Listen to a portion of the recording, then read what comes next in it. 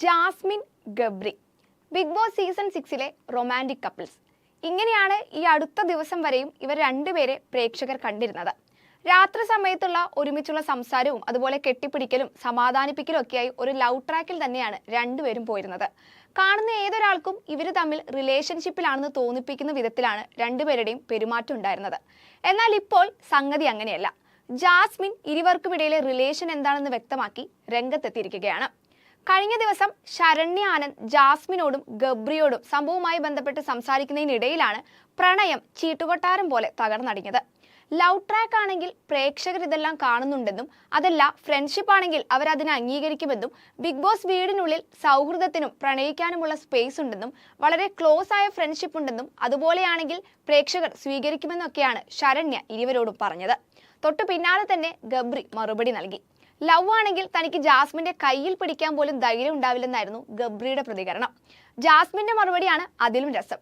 തനിക്ക് ഗബ്രിയോട് പ്രണയം തോന്നിയാൽ പബ്ലിക്കായി പറയാൻ ബുദ്ധിമുട്ടില്ലെന്നും നിലവിൽ പ്രണയമല്ല മറിച്ച് ഫ്രണ്ട്ഷിപ്പ് മാത്രമാണുള്ളതെന്നുമാണ് ഗബ്രിയെ കുറിച്ച് ജാസ്മിൻ പറഞ്ഞത്. ഈ ഒരൊറ്റ സ്റ്റേറ്റ്മെന്റ് പറഞ്ഞതോടെ ജാസ്മിൻ ഗബ്രി ലവ് സ്ട്രാറ്റജി പുറത്തായിരിക്കുകയാണ്. ബിഗ് ബോസ് 3-ാമത്തെ എപ്പിസോഡിൽ ടാസ്കുകൾക്ക് ശേഷം രാത്രി ഇവർ രണ്ടുപേരും പുറത്ത് തനിച്ചിരുന്ന് സംസാരിക്കുന്ന വീഡിയോ പുറത്തെത്തിയതോടെയാണ് ഈ പ്രണയ കഥകളുടെ തുടക്കം. ഗബ്രിയെ ചാരിയിരുന്ന് പൊട്ടിക്കരയുന്ന ജാസ്മിനെ കണ്ടതോടെയാണ് പ്രേക്ഷകർക്കും അതുപോലെ ബിഗ് ബോസ് വീടിനുള്ളിലുള്ളവർക്കും ഈ സംശയം വരുന്നത്. ശേഷം പലപ്പോഴായുള്ള രണ്ടുപേരുടെയും മട്ടും പാവും ഒക്കെ റിലേഷൻഷിപ്പിൽ ഉള്ളവരെ പോലെയായിരുന്നു.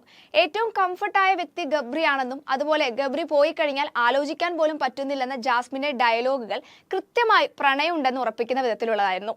ശേഷമാണ് ബിഗ് ബോസ് ഹൗസിൽ ജാസ്മിനും ഗബ്രിയും ലവ് ട്രാക്ക് കളിക്കുകയാണെന്ന സംസാരം സ്റ്റാർട്ട് ചെയ്യുന്നത്. തന്റെ പവർ സംബന്ധിച്ച് അൻസിബയുമായുള്ള ഗബ്രിയുടെ വഴക്ക് നടക്കുന്നതിനിടെയാണ് ജാസ്മിനുമായി ഗബ്രി നേരത്തെ പുറത്തുനിന്ന് സെറ്റായാണോ വന്നതെന്ന ചോദ്യവുമായി റോക്കി ഗബ്രിയെ സമീപിക്കുന്നത്.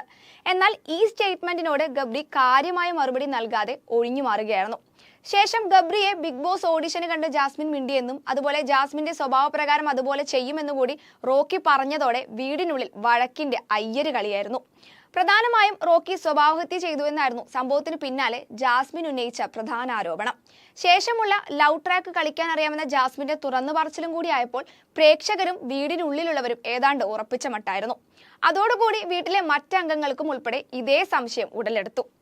എന്തായാലും ജാസ്മിന്റെ തുറന്നു പറച്ചിലോടുകൂടി സംഭവം ലവ് സ്ട്രാറ്റജി ആണെന്ന രീതിയിലേക്ക് കാര്യങ്ങൾ എത്തിയിരിക്കുകയാണ്. ഏതാണ്ട് കഴിഞ്ഞ സീസണിലെ സാഗറും സെറീനയും ഫോളോ ചെയ്ത ലവ് സ്ട്രാറ്റജി തന്നെയാണ് രണ്ടുപേരും പിന്തുടരുന്നത് വ്യക്തം. ഈ രീതിയിലാകുമ്പോൾ അറ്റൻഷൻ ലഭിക്കുമെന്നതാണ് മെയിൻ ഫാക്ടർ. മറ്റൊന്ന്, പ്രോഗ്രാമിന്റെ മെയിൻ അട്രാക്ഷൻ ലഭിക്കുമ്പോൾ പെട്ടെന്നൊന്നും ബിഗ് ബോസ് പുറത്താക്കില്ലെന്ന വിശ്വാസവും രണ്ടുപേർക്കുണ്ട്. കഴിഞ്ഞ എപ്പിസോഡിൽ ഗബ്രിയുടെ ഐസ്ക്രീം സ്റ്റേറ്റ്മെന്റിനെ ജാസ്മിൻ പിന്തുണച്ചതും കൂടി ആയപ്പോൾ ഏതാണ്ട് തീരുവാനായ മട്ടാണ്. ഈ ലവ് സ്ട്രാറ്റജി രണ്ടുപേരെയും ഇനിയുള്ള ദിവസങ്ങളിൽ എങ്ങനെ ബാധിക്കുമെന്നാണ് കണ്ടറിയേണ്ടത്.